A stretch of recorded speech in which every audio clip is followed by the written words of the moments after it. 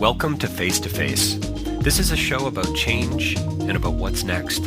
It's a show that wants to ask questions, peel back the layers of our average everyday experience, and go beyond scratching the surface. We interview amazing people with incredible ideas and stories who have done wild, weird, and wonderful things. Remember that imagination shared create collaboration, and collaboration creates community, and community inspires social change. I'm David Peck, and this is Face to Face.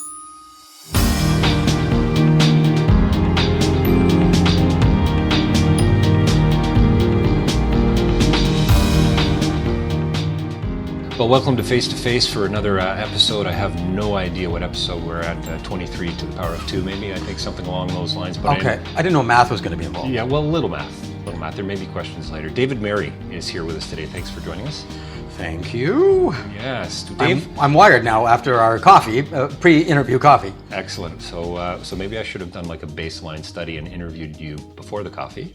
No, I like to have after, and we could compare the two. I have the heart rate of a hummingbird. I hope that's all right. I am wired. I'm wired, David. You know me. Excellent. So David and I are friends. We've known each other for a long time. We've worked events on stage together. We've collaborated in many things, and we've just kind of hung out over the years. And so I'm thrilled that he's here. He's a comic.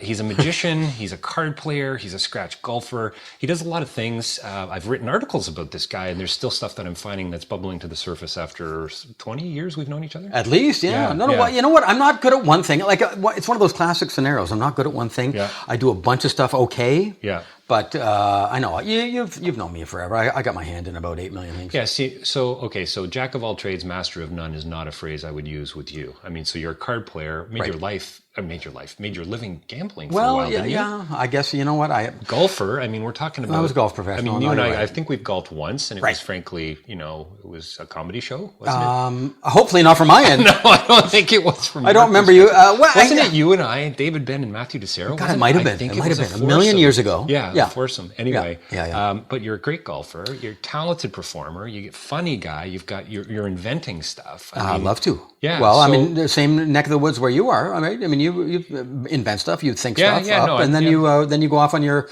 you invent things as a wordsmith, as it were. Right. So we're all in the same game. So tell me a little bit more about that. Are you a comic? Are you, as a performer, let's focus on that for a few minutes and then maybe go to the creator, but are you a comic or are you a magician or does one take precedence? Right. You know what? First and foremost, I'm a comic.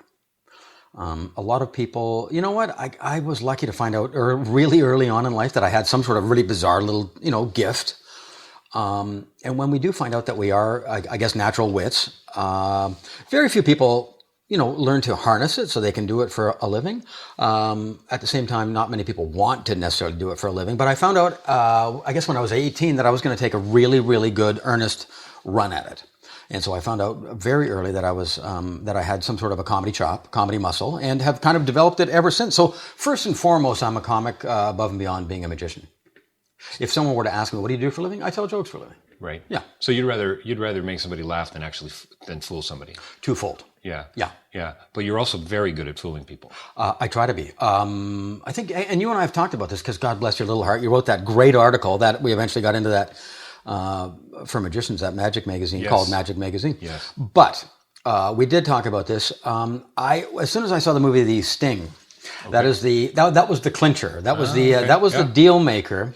Was it Paul Newman? Yeah, it was. It was Paul Newman on the train when he was doing the stuff with the deck of cards, and he flipped over the ace, shuffled them, flipped over the ace, shuffled them. That was it. That was an aha moment. I went, that is what I want to be able to do. So I've always had a bit of a gift, and I can go into a little bit of background about that. I think because my grandfather was hilarious. Okay. And I think that's probably where it comes from, my mom's side of the family. Do you think, so it sounds to me like you're saying comedy, I mean, the phrase you used was bizarre gift. Is it a genetic thing? Is it passed on, or is it something that you learned because you were living in that, in that environment? Interesting.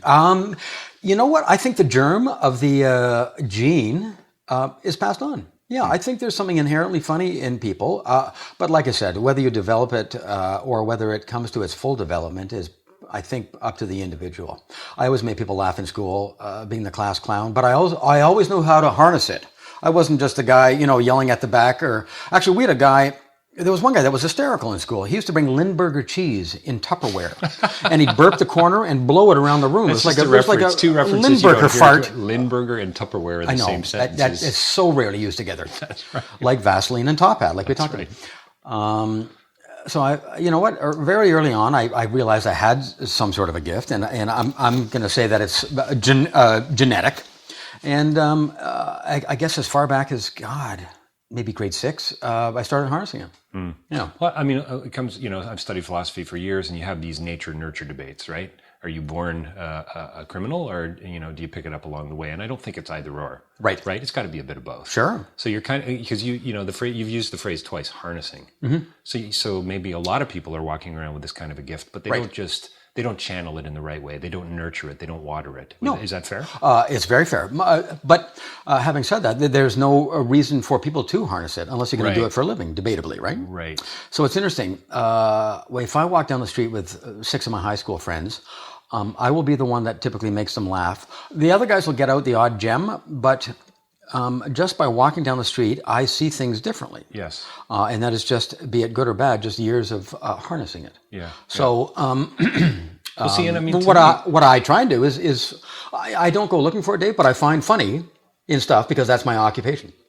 So now you're recording this in Toronto. I mean, this is, they got to throw at the Browser's Den of Magic, no less, for our listeners who are within a 60-kilometer radius. But what I was going to talk about is, they got to throw a tent over City Hall. I mean, it's hysterical. It's a circus. Yeah. I mean, the Ringling Brothers, as I refer to them, to me, it's almost, that's like T-ball. The jokes come way too easily. We're talking about the Fords. Right? Yeah. Okay. I know. That's what I was saying, because we're in Toronto. You're recording this in Toronto, and the fact that it is. It's like T-ball. They can't find the video now. Have you heard that? This morning's news is. Well, none of that's bought it. Sure. That's right. Yeah. Oh no, come on. Yeah. I had lunch with Mike Bullard, right? I was out with Mikey a couple days ago for lunch, and he said, "Well, you know what? Word on the street is that the Fords had bought it." And I go, "Well, no kidding." Yeah, no kidding. But anyway, so the point being, you know what? I love to find funny in stuff that's right in front of us. Is it noticing the little things? Philosophers say that all philosophy begins in wonder, and I've been thinking about wonder for years, and as a magician, I've been fascinated by that moment. You vanish that coin. There's certain magicians that you and I both know, Jay Sankey, Gary Kurtz, and others, and you go, wow, that's what I'd like to do. Yeah. But more importantly, I'd like to feel like that most of the time. That wonder moment. And so with my kids, 5 and 7, we look at the moon and bugs, and I know it sounds corny, but we really do. And I see this in their eyes and how they're experiencing things. And is that what you're doing as a comic? And when you say you notice things differently than your friends? Because I think poets do that. Sure, they do. Writers do that. Well, sure. Of course. Scientists, of course. Same thing. You know what? Okay, let's narrow it down to, let's say a musician. There are only, 7 notes? Is there 7 notes? Right, 7 notes in a scale, I guess. Yeah. Or a writer, or me, a comedian. There are only so many words. What I'm trying to do is connect the words in such a way that nobody's heard them together before. Right. Not unlike notes of a song, Right. So I am taking observations, I'm taking notions, I'm taking thoughts, and then I am arranging the thought into I guess a logical either notion or observation, and then passing it on, and I'm actually doing it to get paid. So I keep referring to it. I've learned to harness it. There is no need for anyone to harness it that doesn't want to do it for a living.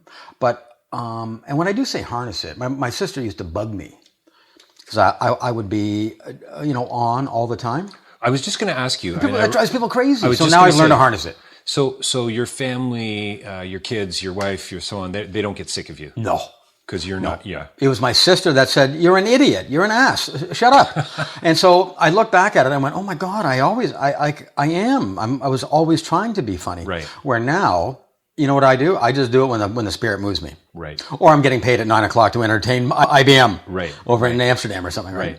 But now if I'm out with friends or at a cocktail party, I'm funny when I want to be. So can you be serious? Oh, God, well, we are right now. Yeah. This is I mean, there's been a few references here and there, but not. Wait a second. You're saying none of this has been funny? That's right. Nor recorded. I smell refund. Wait a second.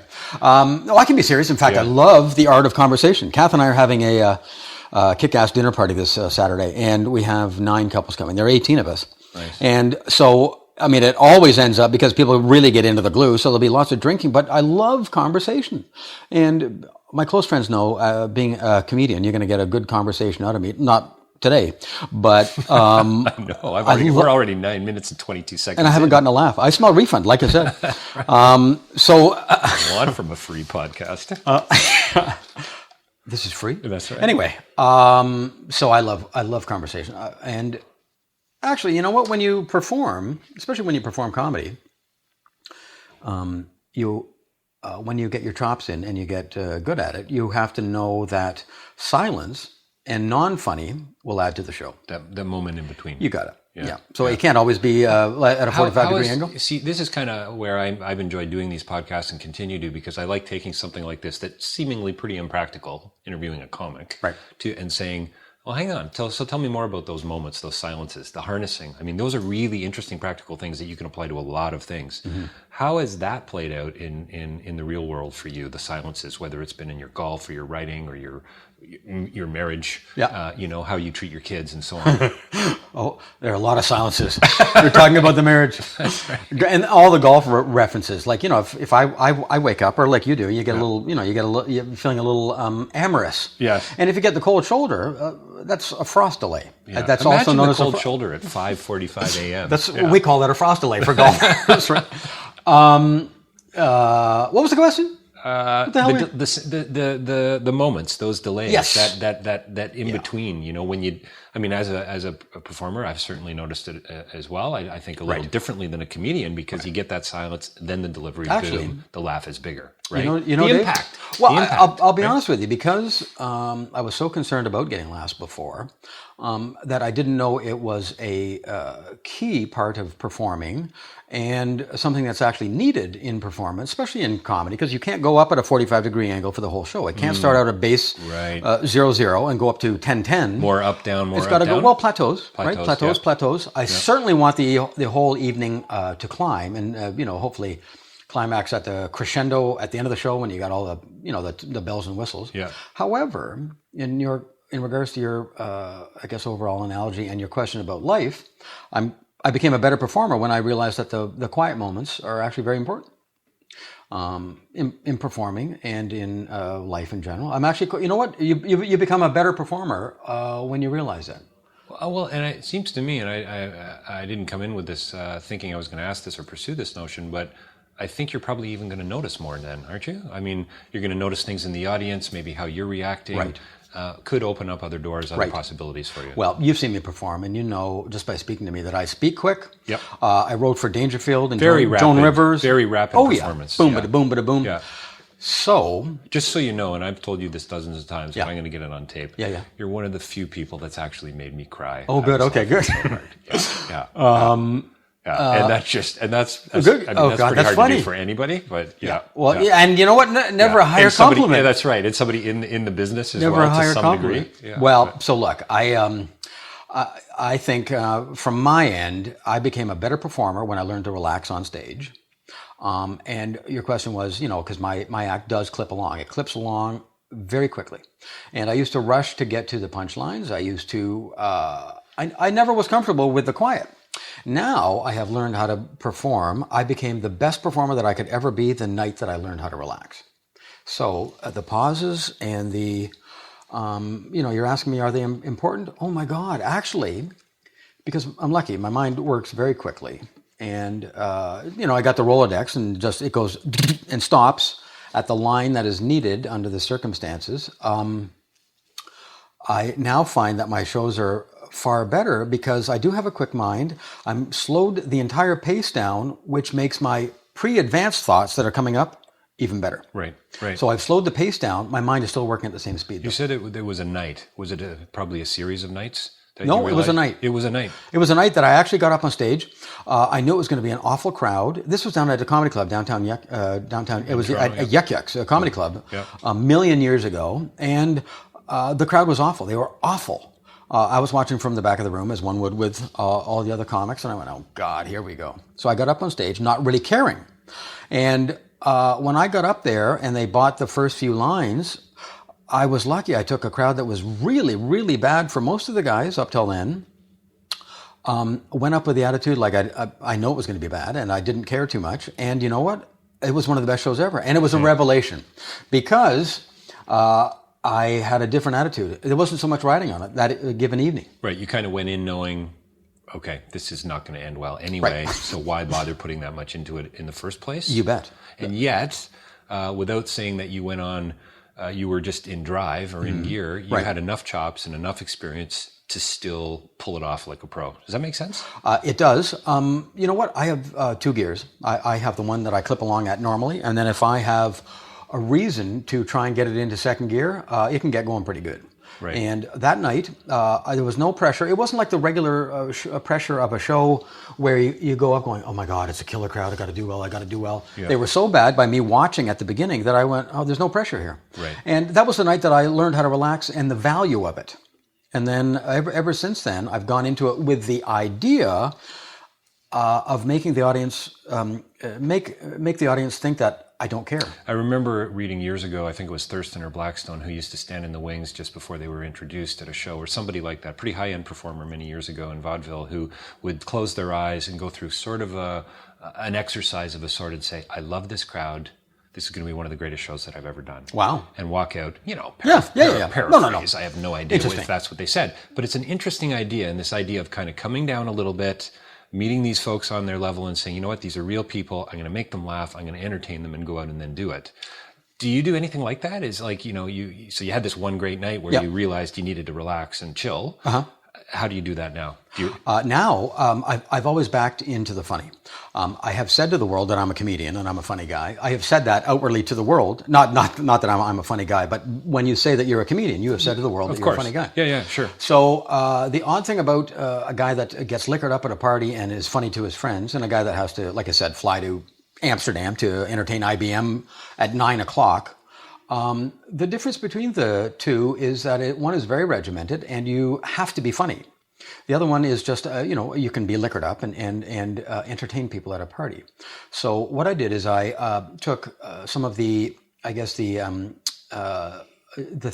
ingredients that are needed to make people laugh when I realized on that one night that one of the main ingredients is actually composure and relaxing. That was like a revelation to me. So that was the night that I actually became a better performer. I realized what made that show good. And that was the fact that I went, wow, I'm so relaxed here. I have to recreate that nightly. So you knew it at the time. You didn't actually look back? I did look back. You did look back. And I said, okay, why was that so good? Because they were awful before. Right. And then I made some notes and I realized what it was. And then I have taken that information and have lived by it ever since because I still try to back into the funny. Okay. And when I say that, let me qualify that by by saying that I have said to the world that I'm a funny guy, but if you go out to perform and you go, okay, how much am I going to kill him tonight? That is the kiss of death. I try to back into the funny every night. Right. I know basically the outcome of the show, Dave, right? Yeah. But the day that you think that you have this licked, you are toast. So are you ever still surprised that you did well? No. Not at all. Okay. Very calculated. Very, how much I work on my show. Yeah. And I think you'll agree. But luckily, I've just been doing. I've done just under 7,000 shows. I have like a 97% hit rate. Yeah. 1 or 2 times a year, I'll still bite it, and I never blame it on the audience. Some of it will be me. Some of it will be the audience. Some of it will be the room setup. Yeah. And I never pass the buck, and I say that it's not me. So, what I try not to do is ever think that I have the world by the tail, because that's when it'll come up and bite you in the ass. Sure. I have learned many, many tricks to do it nightly and hopefully at a fairly high level. Yet the last thing you want to do is get complacent with that thought. Yeah. So tell me a little bit about the connections. You talked about the Rolodex, right? And about how fast your mind works and so on. And I want to talk about the connections in all what I would say the disciplines are that you're in: golf, gambling, creativity, writing, comedy, etc. Gardening? Do you garden? Or cook? Or I have a gardening bra. A gardening bra? Don't ask. Okay. I love to garden. Who doesn't love to garden? Yeah, I don't, actually. No. I put gardening up there with shoveling the snow. Right. Rope burn. Yeah, rope burn. Yeah, right. That's about it, yeah. So tell me about those connections a little bit, maybe creatively, like on stage. Is that just something that, you've read a lot, you've seen a lot of film, you've experienced a lot, so therefore you're funny because now you've figured out how to make this this mechanism works, Well, whatever that mechanism is? That's a great question, Dave, because it is a mechanism. And you know what? I still am a little mystified as to how my mind works. See, this is what I'm trying to get to. It's that nature-nurture thing again, right? Well, so maybe there is something... I'm going to tell you something, and this may be odd to you. I shouldn't say every once in a while. What I try and do is get out of my own way. I have the biggest giggle. Maybe once every other day, I will have an idea that makes me laugh, and I go, "Wow!" I am sitting there, and I try to take my thought, Dave, and my eye view, and kind of come out in front of me and go, "God, Jesus, Murphy, that was hysterical." So what I'm saying to you is, sometimes I am mystified by the gift because it makes me howl, and I am thankful that I have the power to think of stuff that quickly. It makes me howl, and every once in a while, I'm taken aback by it. So I never take it lightly. You know, people go, you've had a good career, are you going to give it up soon or what have you? And not really. It's not my job to give it up because I was given this thing. I got to continue to do it as long as I'm healthy because, touch wood, I think people get a giggle. Do you do it because you love it or do you do it for the money? I do it because I love it. I just happen to be able to get paid at it and quite well. Right. So I do it because of the love. You've performed, my God. You haven't gone up as a stand-up comic, but when you do go up as a performer and you kill, my God, you get bitten by it. It's a bug. It's a drug. It's a drug. It gets in the system without a doubt. There's stuff that's released into your bloodstream, endorphins and so forth. Yeah. Oh my God, it's cathartic too if you're feeling like hell. Yeah. It's funny because if you are feeling bad, many times, I just did a tour of Canada. The last one was a 33-city thing. And sometimes, as you know, you're just not up for any given evening. And I'll tell you, 2 minutes into the performance, it kicks in, you go, wait a second. Yeah. And boom, off you go. It's good stuff. Yeah. Yeah. How did I miss the mark? Well, and the mark was just on your way from the wings to the microphone, and then it kicks in. Nice. So what is the thread? Gambler, card player / gambler, golfer, gardener, writer, comic. What's the thread? Interesting. Actually, let me think. I'll say one of them. Bobby Jones said this. One of the best golfers of all time. Are you familiar with the name Bobby Jones? I'm not. He's one of the best amateur golfers. Actually, the best amateur golfer that ever lived. And he said that anything that is worth doing is worth doing well. And I don't do, like you and I talked off the top, I don't do many things, but the things that the endeavors that I take up, first of all, I absolutely love. And second of all, I'm driven, possessed. The things that I do, I will get into with both feet, and I will continue to do them until, in my opinion, I have them, quote and unquote, quasi-mastered. Right. So magic, I loved it as a kid. And, to this day, I still won't show a card trick until it's actually flawless. Golf, debatably one of the hardest sports that's around. I fell in love with it. I think the nature of the damn game. It's so imperfectible, so many moving parts. And then, again, I think the mental aspect of gambling, I played poker semi-professionally, played blackjack on a team when I was 20, and I've written a book on roulette. That just, I think, is a byproduct of me working in so many casino settings over the years. But I also love to use my mind. And so my background is statistical logic and probability. And with the card magic tossed in, that's how I got into doing gambling demonstrations and then eventually meeting this guy, Igor Kazishin, who came up with a modern-day blackjack system. So there's the connection. But it's all mind-driven. Mind-driven. It sounds to me like there's... you have a love for precision. I do. So I've golfed 5 years. I got to say, there's nothing quite like getting it all right and watching the ball land on the green. It's amazing. From, 120 yards out. Those par threes I can. And even if you don't play too often, occasionally you can look up and hit a golf ball like a world-class professional. Oh, absolutely. Yeah. And you would get, and that's what kept you coming back. That's the very charm of the game. Learning a new card trick. I mean, I haven't performed close-up magic in quite a while for money. I haven't been paid to do it for several years. I was in Thailand recently and ended up getting into a poker game with about 8 different guys, expats, and nobody believed me. A poker game in Thailand.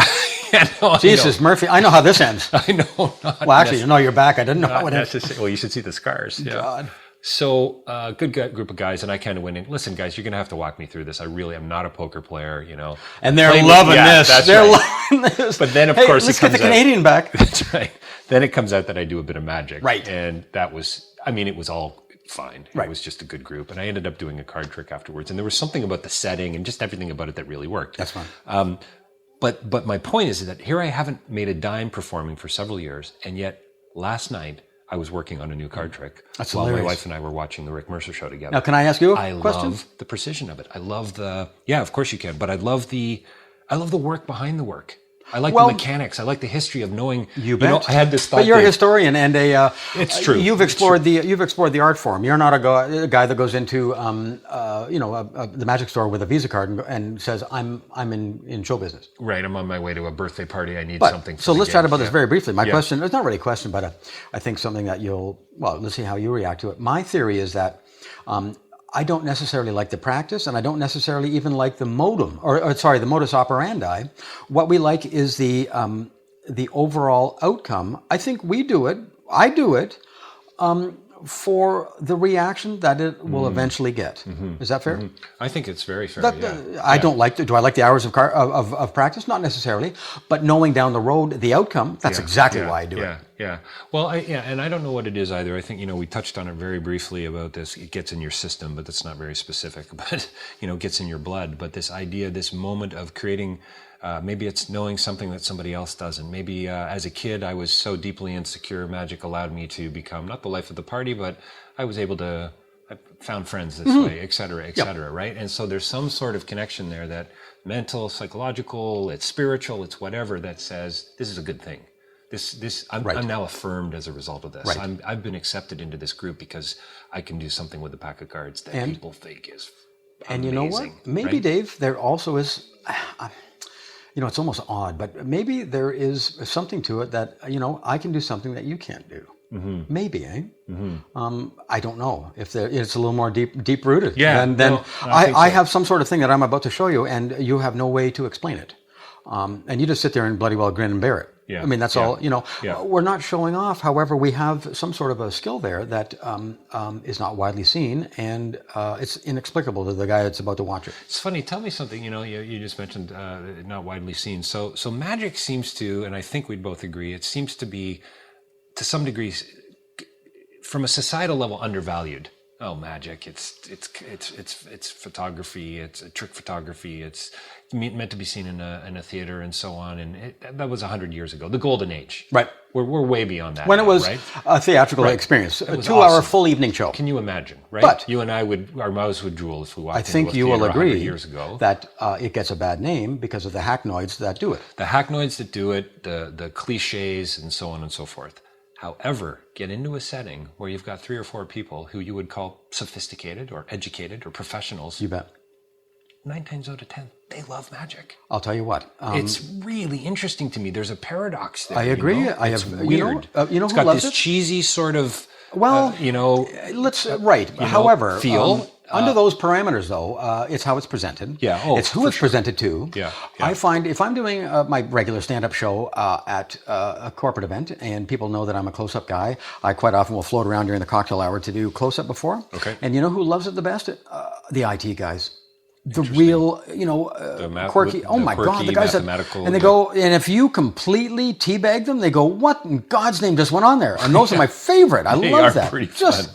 They are fun moments. Yeah. They really are. Yeah. So, you're talking about entertaining. Perhaps just people that like to think. I think the idea. One of the ideas I was getting at was some of the people that perform it actually think. When they do it for other adults, that they have some sort of powers, and it's lameoid. And when I perform it, don't me. Take yourself so seriously. When I perform it, I am going to do something to someone, and I'm just, what it is? It's just an adult puzzle. Right. I'm going to show you something, and I'll show you the conclusion of it. You won't be able to figure out how it's done because I've puzzled you. But I am not claiming that I have any powers. I am just keeping the secretive part away from you, and it's just a nice puzzle. Yeah. And adults that are that love that stuff. They go, oh my God, I can't figure that out. Yeah. That was terrific. Well, and I think there is something, back to come back, sort of almost back full circle. I think there is something tied to this whole idea of childlike wonder, as corny as that sounds. No, I agree. There's more mystery behind the question. That's why we got into than it. there is by the answer. Right. Right. And I think you can tell a lot about a person. One of my favorite things by the nature of the questions they ask and how deep they're willing to go. And I think that's the another circle, the sign of a good conversationalist. So these 9 folks or couples you have coming over, the ones that you're going to really, I think, commiserate with and resonate with are the ones that are asking great questions. I think. You know what? I've never heard it quantified like that. And I think that's interesting. It's very interesting in regards to the actual questions.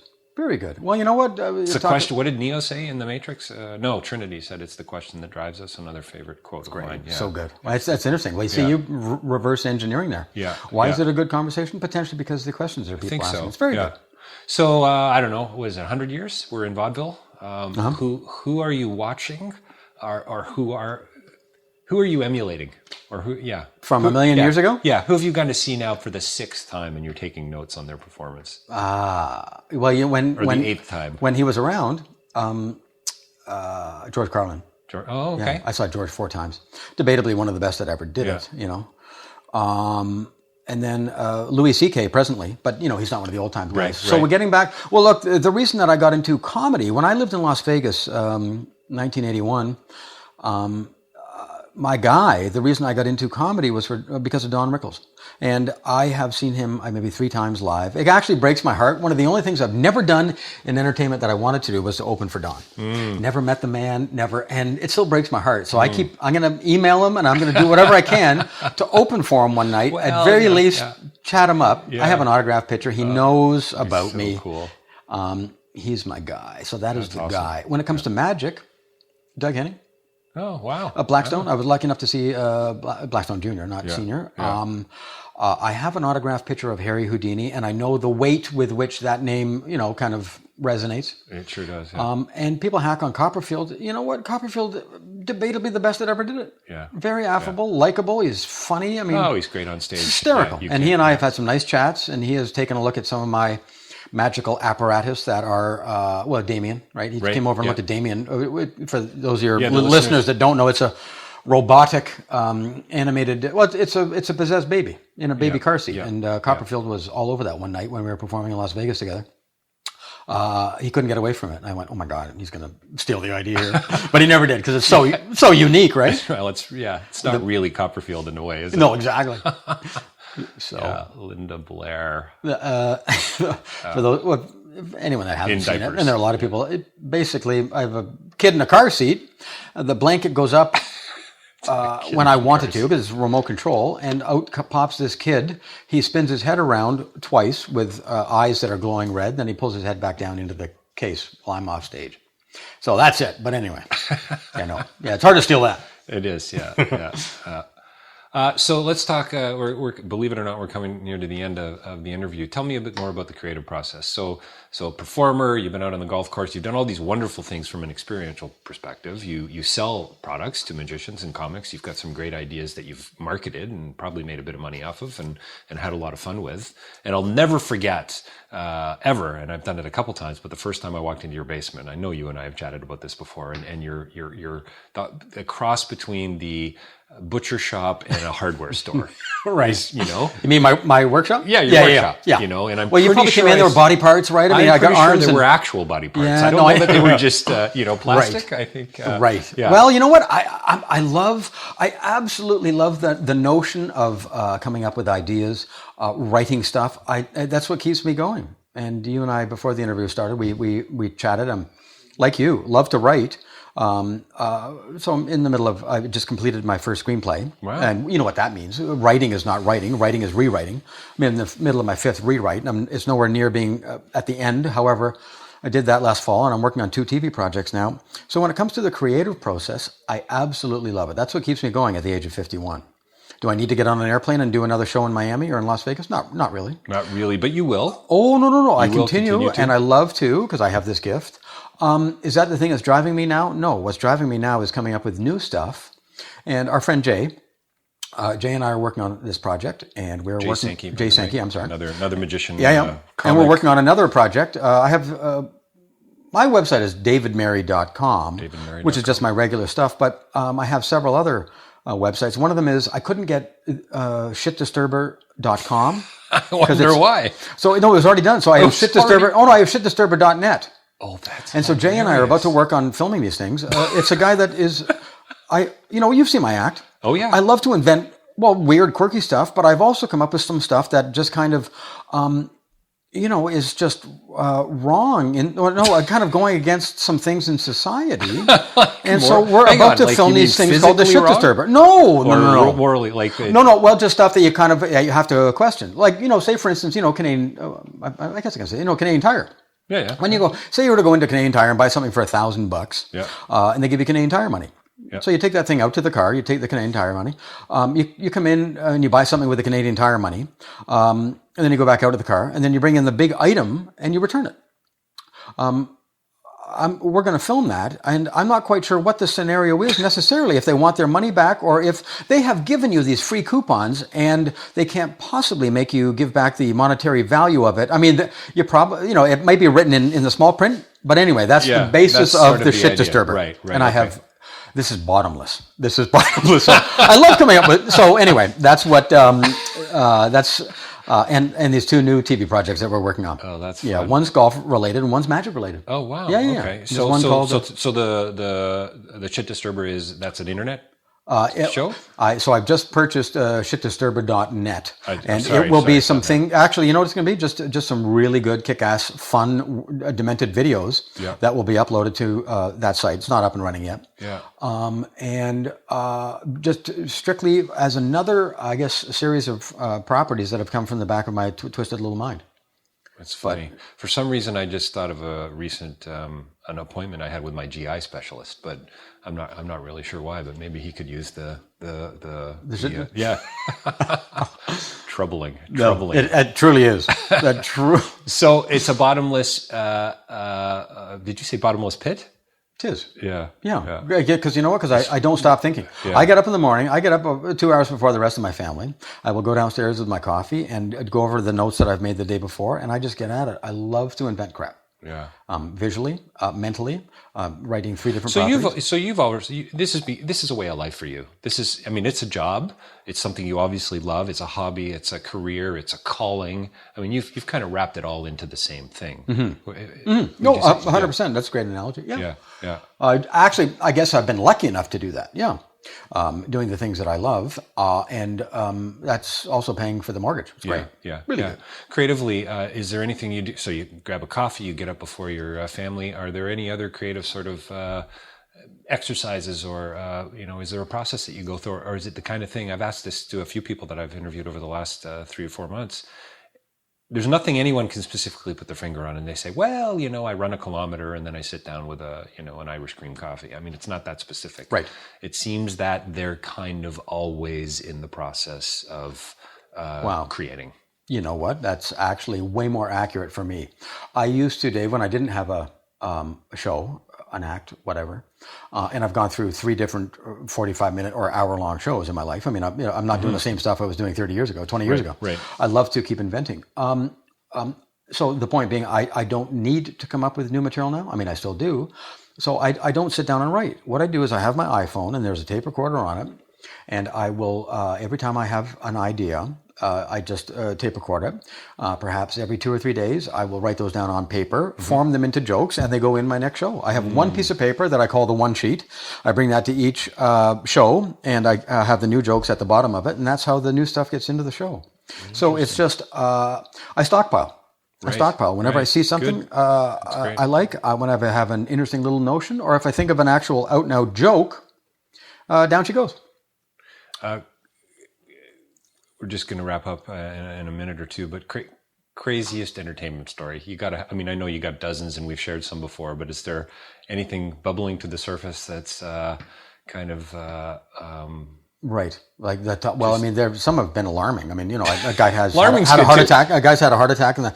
I think, hang on. I'm going to share a story. So here I am with a group of performers, magicians and comics doing at a convention in Niagara Falls. And the baby that David was just talking about a few minutes ago comes into the hotel. And I'm sitting in a room with about 8 or 10 people. And I forgot. I start to notice all this late at night. Business going on. It's about 1:30 in the morning. Right. There's people sort of appearing in the lobby. And what the heck is going on out there? And I'll let Dave tell the story, but we had apparently a terrorist in the building. I or something along forgot. those lines. I mean, Well, it awesome. was numbnuts. It was me. It was yours truly. That's right. Who had just finished performing at Casino Niagara at the Comedy Club. Yeah. And God, I forgot this day. So I brought Damien, my possessed baby, in, and was it New Year's? No, it wasn't New Year's. No, it was just a late night show. It was very late. Yeah. So the Magic Conference was well underway, and they were doing a late night session, and I wanted to join everyone, so I just came to the hotel. I had taken the baby to the, taken my prop, because there is only one in the world. This can't be stolen. So I took it up to my room, and there was a lady in the elevator that went, and she was hammered. And she goes, "Hey, can I see your baby?" And I go, "No, it's not a baby, ma'am. Leave me alone." And her boyfriend's just as pissed. Hammered. These guys were lit up on something. And so anyway, finally, I'm just trying to dodge these two people. I mean, it was like, these two were, I think we're in a casting call from the movie Shutter Island. Right. Elevator doors open up. Just as I walk off, they lift up the edge of Damien, and they see half a body of a baby, and then the robotic mechanics below it. And I don't know what they thought. They thought maybe I had a bomb or whatever. And I kind of quickly grab it away, go to my room, and so forth. So I come back down to join you folks in the magic room. I forgot about this. And then, perhaps 2 or 3 minutes later, it was, bang, bang, bang. The guy that was running, the night guy at the desk, comes in and goes, "Look, we've had a complaint here that there's maybe a bomb in the building or whatever." Didn't they actually get called? What, are you shitting me? Did the cop show up? The cop showed up? The cop showed up. Yeah. Well, I go, "Jesus, lady, are you shitting me? Is this like Simon, Simon and Garfunkel? Or no, what was the guy's name? Simon. What was his first name? Simon. The guy, Simon and Garfunkel. Paul. Paul Simon. Yeah. And the bomb and the baby, the bomb in the baby, bomb in the bomb is wired to the baby in the carriage or whatever the hell it is. Right. Anyway, so I forgot about that. God, bomb scare. David is bomb scare. Yeah, the bomb scare. So I forgot about that. So that's probably going to outdo my story. Well, I mean, I've seen heart attacks. I had a guy in the front row in New York throw up. I guess the best thing that's ever happened. Well, I did the thing with the knife. I used to do with the knife, right? Yeah. Oh, it was threw up because of something. Oh yeah, you did. no. Oh, I see. Okay. He clutches his hand over his mouth. His fingers are open a bit, and several different colored vomit came through his fingers. Wow, that's... And, most people would feel bad. I went, Jesus, I'm just doing my job. This looks apparently quite graphic. Did you get a quote from the guy afterwards? Yeah. And I guess I'll do this quickly. One of them was I was performing in out by the airport at a hotel that was a union hotel, and the dinner was... we do it the first time. The dinner was running late, and unions don't like that. I go on at 11:15. The entire evening was supposed to be over by 11. At 11 o'clock, the boys start tearing down the stage behind me. I obviously tear them a new asshole, like only a comedian can. They back off, and they put the plants back down, and they put the piping back up. And I go, really? So, I mean, I had some fun there. I guess the weirdest one was taking the stage down on you. The weirdest one might have been when I was told to get off. I was being a corporate imposter. I was doing my act, but I was being introduced as the VP in charge of marketing from New York, coming up for this investment firm. And I got introduced that I was going to give a chat. 2 minutes into the chat, I was going to say, "I'm just kidding, guys. I'm not here. We're just here for some entertainment." I get up there, 30 seconds into it. All I hear behind me is, "I don't care who he is. Get him off." And I kind of hear this, and I thought, what the hell? Yeah. And then I hear it one more time. I don't care. I don't care. Troubling. Get him off. But 10 seconds later, I feel a tap on my shoulder. They go, "Okay, Dave, it's all good. Off you go." And I'm confused, bewildered, a little embarrassed, it was just odd. I didn't know what the hell. Just really odd, yeah. So anyway, the president had hired me. The CEO did not know this.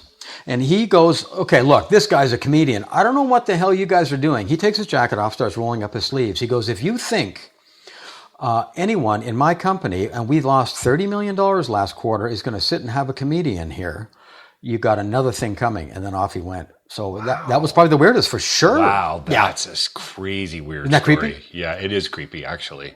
And then I went up to him after. That seriously. I went up to him after, and I said, "Anything?" And he goes, "What?" I looked him right now. I said, "Anything? Do you have anything to say to me?" He goes, "What the hell are you talking about?"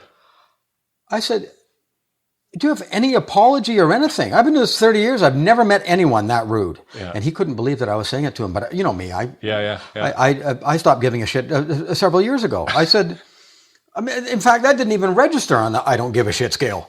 And so eventually he goes, just get out of here. You'll get paid. Wow, so off it that's went. Weird. Weird, eh? Very strange. So maybe a warning for those of you looking to get into showbiz. But anyway, Dave, thanks a lot. Maybe we can do it again. I say that to every guest. And if I get a smile, I put a little tick mark beside your name. The smile. I'll be calling you in a year's time. Did I give you a smile? We'll do a follow-up interview. But thanks a lot. A lot of great insight. A lot of fun stories. Some really fun stuff. Harnessing the connections, being comfortable with the quiet. I think, it's been great, and it's gone by really fast. So thanks buddy. For joining us today. Man. Cheers. And it's davidmerry.com or and soon to be shitdisturber.net. There you go. And look for the movie coming soon to a theater near you. Thanks, Dave.